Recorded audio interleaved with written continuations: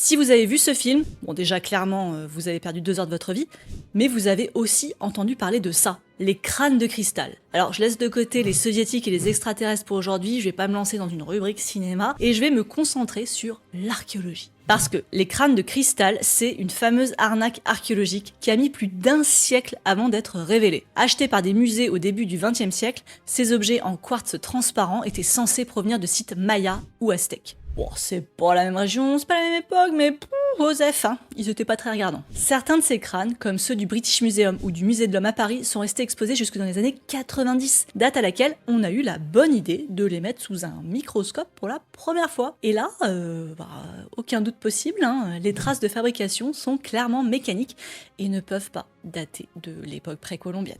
Non. En plus, quand on sait qu'aucune fouille archéologique n'en a jamais découvert et que les premiers exemplaires ont été vendus par un antiquaire peu scrupuleux de la fin du 19e siècle, mais bon, après, en objet déco, j'ai envie de dire, pourquoi pas.